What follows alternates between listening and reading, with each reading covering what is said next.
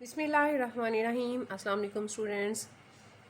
I hope कि आपने periodic table की बेसिक इन्फॉर्मेशन को बहुत अच्छी तरह से अंडरस्टैंड कर लिया होगा। आज हम स्टार्ट करेंगे periodicity of properties. What is periodicity of properties?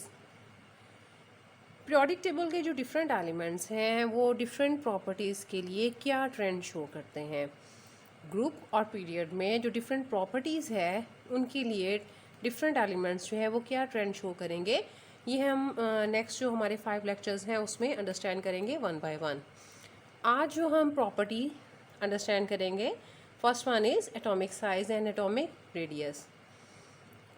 Atomic size की अगर हम बात करें तो आप सबको मालूम है कि एटम जो है वो बहुत ही स्मॉल इन साइज़ होता है। एटम को हम नेकेड आई से देख भी नहीं सकते, तो क्योंकि ये बहुत स्मॉल इन साइज़ होता है तो एटम का साइज़ जो है वो किस तरह से मेजर किया गया। क्या किया उन्होंने कि 2 डिफरेंट एटम्स लिए कार्बन के, इनको हम बॉन्डेड या एडजेसेंट एटम्स का नाम देंगे। क्या किया उन्होंने कि एक कार्बन के सेंटर से दूसरे कार्बन के सेंटर तक का डिस्टेंस जो है वो मेजर किया, दैट इज़ 154 पिकोमीटर। ये प्रीफिक्सेस आपने फिज़िक्स में पढ़ी हुई होंगी। पिको की वैल्यू होती है 10⁻⁻12। यहाँ पे माइनस साइन इंडिकेट कर रहा है कि ये वैल्यू किस कदर कम है, स्मॉलर है। तो जब एक कार्बन से दूसरे कार्बन के सेंटर तक का डिस्टेंस मेजर किया गया तो वो था 154 पिकोमीटर।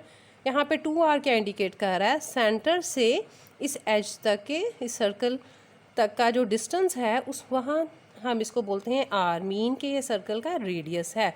तो क्योंकि 2 एटम्स के सेंटर से सेंटर तक हम मेजर कर रहे हैं तो हम इसको लिखेंगे 2r। 2r की वैल्यू क्या आ गई 154 पिकोमीटर। और जब हमने इस 2r को हाफ किया, मीन के ये हमें क्या बताएगा कि एक एटम के सेंटर से इसके आउटर लाइन तक का जो डिस्टेंस है वो कितना होगा 77 पिकोमीटर। मीन हम उसको r बोलेंगे, हम r को 2 पे डिवाइड करेंगे तो हमारे पास वैल्यू आ जाएगी 77 पिकोमीटर। यानी एक कार्बन के, ये क्या है, ये कार्बन एटम का रेडियस है या उसका साइज़ है। आप लोग मैथ्स में ज्योमेट्री करते हैं उसमें सर्कल्स ड्रा करते हैं तो आपको आइडिया है कि हम सर्कल का साइज़ जो है वो किस तरह से लेते हैं। हम उसके सेंटर से इस आउटर एज तक का डिस्टेंस लेते हैं जो कि इसका सर्कल का हमें साइज़ बताता है।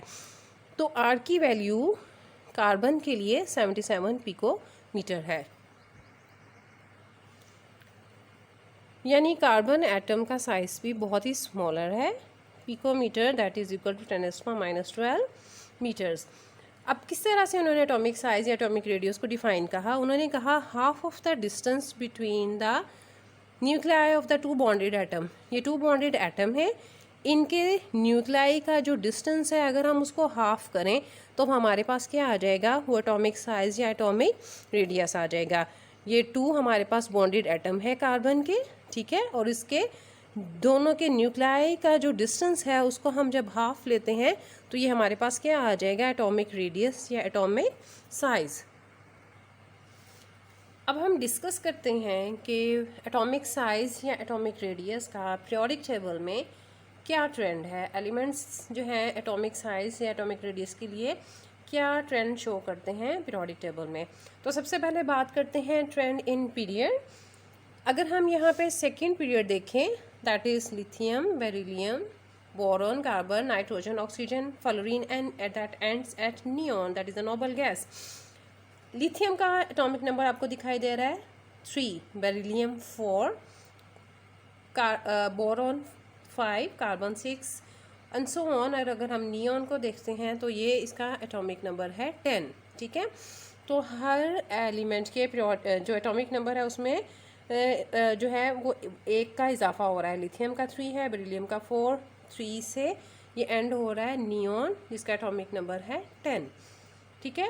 हमने क्या किया, हमने लिथियम, बेरिलियम और कुछ जो है फ्यू उनको स्किप करते हुए जो लास्ट हैं ऑक्सीजन और फ्लोरीन और नियॉन, इनको हमने यहाँ पर ड्रा कर लिया।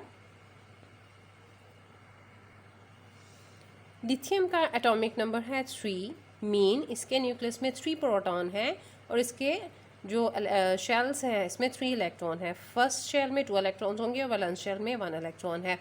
देन बेरिलियम का एटॉमिक नंबर है 4। इसके न्यूक्लियस में 4 प्रोटॉन है, फर्स्ट शेल में 2 इलेक्ट्रॉन और सेकंड में भी 2 इलेक्ट्रॉन। और नेक्स्ट अगर हम left to the right move करें तो ऑक्सीजन का एटॉमिक नंबर 8 है, फ्लोरीन का 9 है और नियॉन का 10 है। इनके न्यूक्लियस में जो है प्रोटॉन का इजाफा हो रहा है और साथ ही साथ जो है इलेक्ट्रॉन्स हैं वैलेंस शेल में उनका भी इजाफा हो रहा है। पॉजिटिव और नेगेटिव चार्जेस हमेशा एक दूसरे को अट्रैक्ट करते हैं। अगर हम लेफ़्ट टू राइट मूव करें तो आप देखें कि नंबर ऑफ़ पॉजिटिव और नेगेटिव चार्जेस इंक्रीज़ हो रहा है, मीन प्रोटॉन इंक्रीज़ हो रहे हैं और साथ ही इलेक्ट्रॉन भी जो है वो शेल्स में इंक्रीज़ हो रहे हैं। तो क्या होगा, पॉजिटिव और नेगेटिव जो चार्जेस हैं इनकी अट्रैक्शन में इजाफा हो रहा है जब हम left to the right move करेंगे। लिथियम के पास 3 प्रोटॉन है और 3 ही इलेक्ट्रॉन है, लेकिन अगर हम नियॉन को देखें तो यहाँ पे देखें इसके पास इसके न्यूक्लियस में 10 प्रोटॉन है और जो है 10 ही इलेक्ट्रॉन्स हैं। तो क्या होगा, ये जो प्रोटॉन है ये इन इलेक्ट्रॉन्स को अट्रैक्ट करेंगे, mean left to the right जो है अट्रैक्शन में इजाफा हो रहा है। एक तो इनका एटॉमिक नंबर बढ़ रहा है, दूसरा क्या है कि नंबर ऑफ इलेक्ट्रॉन जो है वो उसी शेल में जो है वो इंक्रीज़ कर रहे हैं। मीन कि अगर हम सेकेंड पीरियड की बात कर रहे हैं तो यहाँ पर जो आउटर या वैलेंस शेल है वो सेकेंड ही शेल है। सेकेंड शेल में पहले 1 इलेक्ट्रॉन था, फिर 2 हो गए। फिर अगर हम ऑक्सीजन की बात करें तो इसके पास 6 इलेक्ट्रॉन है, फ्लोरीन के पास 7 है और नियॉन के पास जो है वो 8 इलेक्ट्रॉन्स हैं। तो क्या होगा, इलेक्ट्रॉन का इजाफा भी सिमिलर शेल में ही हो रहा है, यहाँ पे नंबर ऑफ शेल्स इंक्रीज नहीं कर रहे।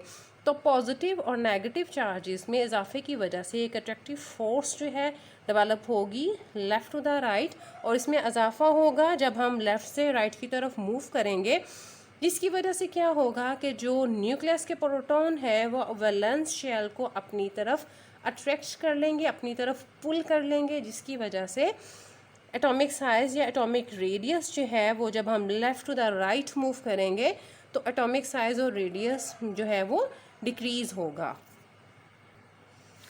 मीन एटॉमिक साइज़ या एटॉमिक रेडियस का पीरियड में क्या ट्रेंड है कि जब हम left to the right move करते हैं तो एटॉमिक साइज़ या एटॉमिक रेडियस पीरियड में डिक्रीज़ होता है।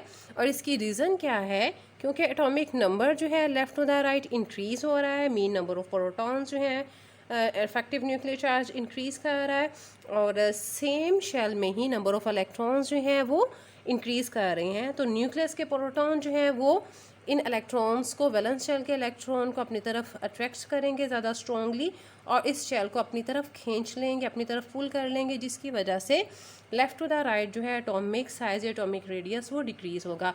अगर आप देखें यहाँ पे लिथियम का साइज़ और नियॉन के साइज़ को कंपेयर करें तो आपको यहाँ पे एक डिस्टिंक्ट जो है आपको ट्रेंड नज़र आ रहा है कि लिथियम से नियॉन की तरफ मूव करते हुए एटॉमिक साइज़ या एटॉमिक रेडियस जो है वो डिक्रीज़ हो रहा है। अब अगर हम देखें कि एटॉमिक साइज़ या एटॉमिक रेडियस का विद इन ग्रुप क्या ट्रेंड है, तो एटॉमिक साइज़ या एटॉमिक रेडियस ग्रुप में इंक्रीज़ होता है। अगर हम फर्स्ट ग्रुप एलिमेंट्स को देखें, हाइड्रोजन, लिथियम, सोडियम, पोटाशियम, तो मैंने यहाँ पर लिथियम, सोडियम और पोटाशियम जो है इनकी इलेक्ट्रॉन्स को शेल्स में ड्रा किया है। लिथियम का एटॉमिक नंबर 3 है, इसके इलेक्ट्रॉन 2 शेल्स को फिल करेंगे। अगर हम सोडियम को देखें, इसका एटॉमिक नंबर 11 है, इसके इलेक्ट्रॉन 3 शेल्स को फिल करेंगे।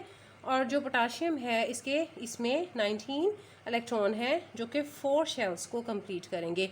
मीन हर सक्सेसिव मेंबर जो है, हर सक्सेसिव एलिमेंट है, उसको अपने इलेक्ट्रॉन फिल करने के लिए एक मज़ीद न्यू शेल की ज़रूरत है। तो नंबर ऑफ़ शेल इंक्रीज़ होने की वजह से क्या होगा कि एटॉमिक साइज़ या एटॉमिक रेडियस जो है विद इन ग्रुप जो है वो इंक्रीज़ होगा। ये सेकंड पीरियड है, ये थर्ड पीरियड है, ये फोर्थ पीरियड है। मीन के हर सक्सेसिव जो एलिमेंट है डिफरेंट पीरियड से रिलेटेड, उसका क्या ट्रेंड होगा कि हर सक्सेसिव जो एलिमेंट है उसको एक न्यू शेल की ज़रूरत होगी अपने इलेक्ट्रॉन्स को फिल अप करने के लिए। तो जो लिथियम है इसको 2 शेल चाहिए, सोडियम को 3 और पोटाशियम को यहाँ 4 शेल्स रिक्वायर्ड हैं अपने इलेक्ट्रॉन्स फिल करने के लिए। तो क्या है एटॉमिक साइज या रेडियस विद इन ग्रुप जो है वो आपको यहाँ पे दिखाई दे रहा है कि उसमें एक डिस्टिंक्ट इंक्रीज जो हो रहा है एटॉमिक साइज और एटॉमिक रेडियस में। और इसकी रीज़न क्या है कि हर जो नया आने वाला एलिमेंट है उसके अपने इलेक्ट्रॉन्स की फिलिंग के लिए एक न्यू शेल की ज़रूरत है। तो नंबर ऑफ़ शेल इंक्रीज़ होने की वजह से एटॉमिक साइज या atomic radius with in group जो है वो इंक्रीज़ होता है।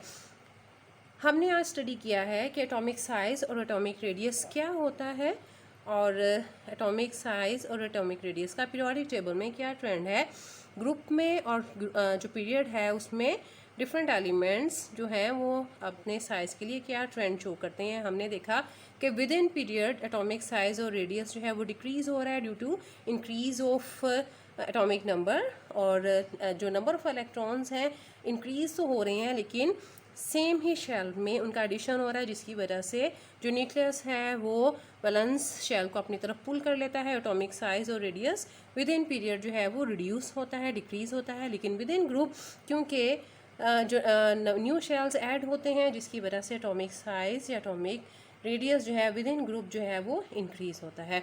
आई होप आज का लेक्चर आपको अच्छी तरह से समझ आ गया होगा कि एटॉमिक साइज़ या एटॉमिक रेडियस जो है उसको हम पीरियोडिक टेबल में किस तरह से स्टडी करते हैं, या एलिमेंट्स अपना क्या ट्रेंड शो करते हैं। मेरे चैनल को लाइक और सब्सक्राइब करना मत भूलिएगा। अपना बहुत ख्याल रखें। अल्लाह हाफिज़।